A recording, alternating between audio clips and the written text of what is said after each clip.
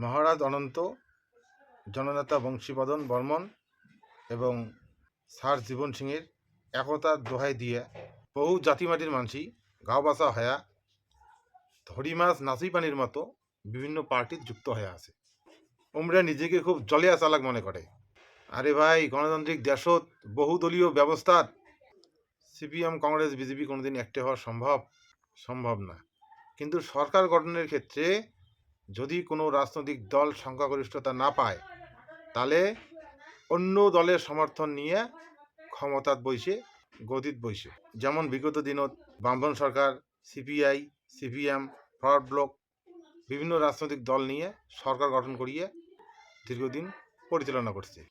ঠিক তেমনে জাতিমাটির ক্ষেত্রে যে সংগঠন বা লিডারের আদর্শ সঠিক থাকবে, প্রত্যেকটা জনগণের সেই সংগঠনত যোগদান করা উচিত।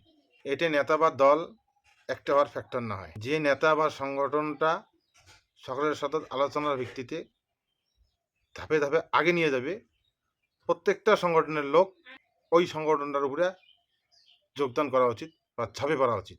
কেননা বর্তমান কোচ রাজবংশী কামতাপুরী জনগণ রাজনৈতিক সচেতন হয়েছে, নেতাপ্রেমী বা সংগঠন প্রেমী না হয়, জাতি মাটি প্রেমী হবার লাগছে।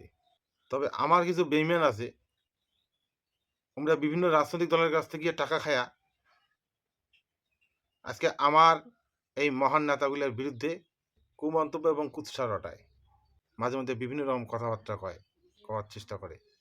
তোমার দম হয় না জাতিমাটির ক্ষেত্রে নিজের কিছু করার, অথচ বড় বড় ভাগিং মারার চেষ্টা করে। তাদের কি দুইটা লোক তোমার হাততালি দিয়ে সমর্থন করে কি?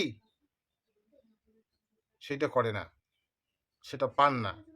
জাতি মাটির পক্ষে দুইটা কথা কওয়ার তো দম হয় না, তখন টুটি শুকায়, গালা শুকায় না।